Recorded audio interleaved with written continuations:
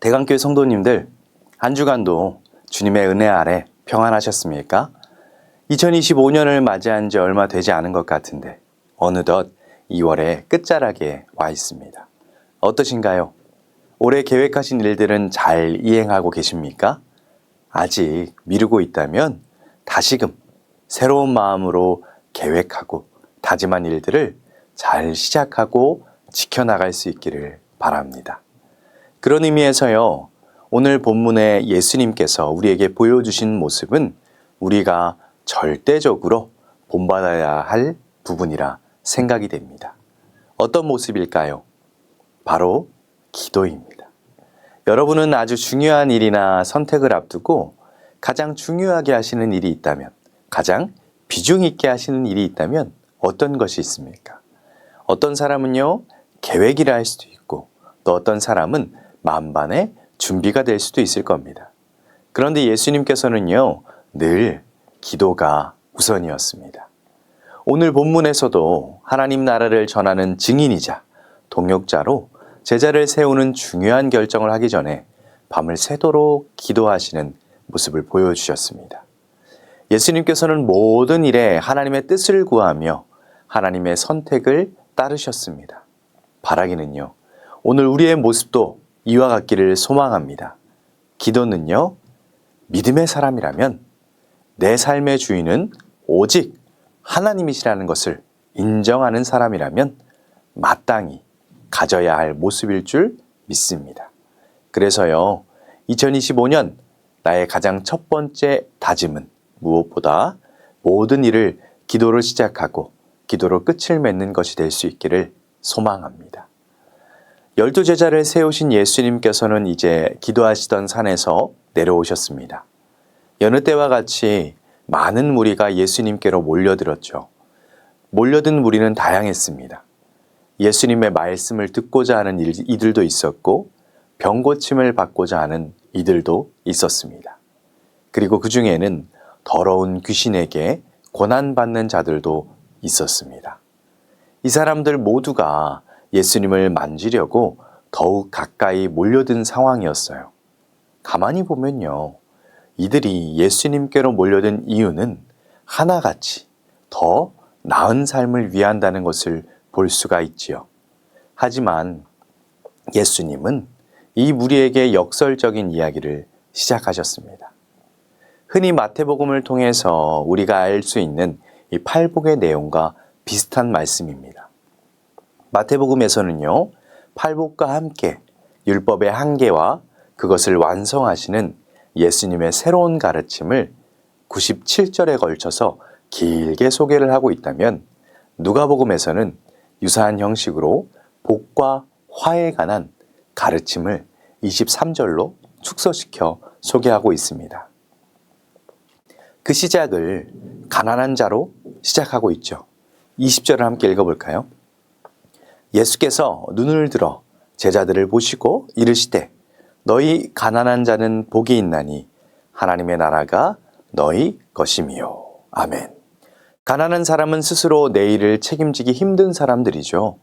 오늘 음식이 어디서부터 올지 알 수 없는 그런 불안과 염려가 그들의 양식인 사람들입니다.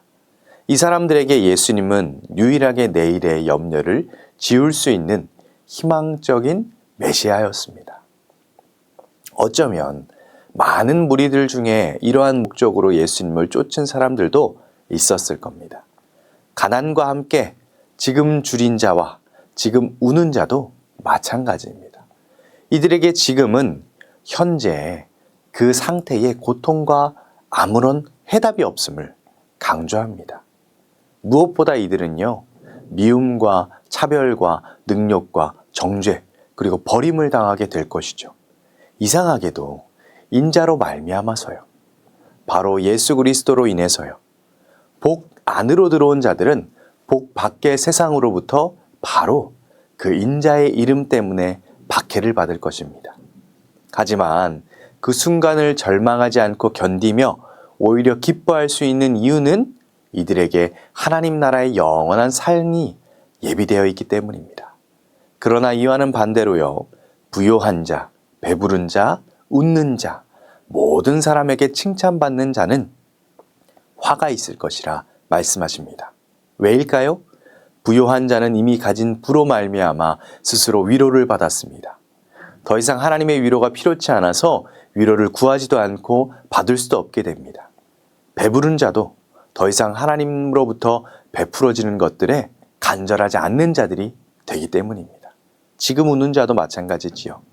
더 이상 내면의 애통을 느낄 수 없는 상태에 있는 자들을 말합니다. 그저 현실에만 만족하고 마냥 즐거워하는 자들입니다.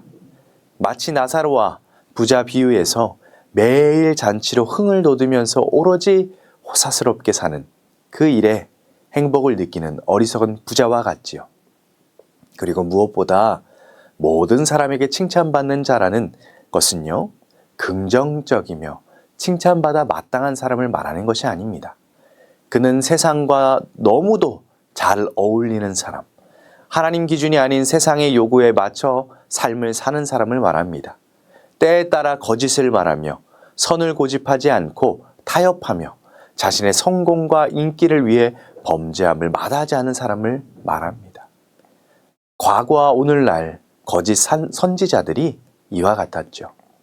사랑하는 성도님들, 우리는 더욱이 예수님을 닮아야 할 줄 믿습니다. 예수님은 중요한 결정을 앞두고 하나님의 뜻에 온전히 마음을 기울이셨습니다. 단순히 결정을 위한 기도가 아니라 하나님의 뜻에 의탁하고 결단하는 기도였습니다. 오늘 예수님을 믿고 하나님 나라의 사람임을 고백하는 우리는 무엇을 선택하며 살아가야 할까요? 철로역전이라는 책에 주인공 크리스천이 이런 말을 하며 자신의 순례의 길을 향하는 장면을 보게 되는데요. 이렇게 말합니다. 우리 고되지만 옳은 길로 갑시다. 비록 지금은 가난하고 배고프고 슬프고 외롭겠지만요. 여러분들, 그 길이 주님의 말씀하신 길이라면 바라기는 우리도 비록 고되지만 그 길이 곧 복된 길인 줄 믿고 옳은 길로 향할 수 있기를 소망합니다.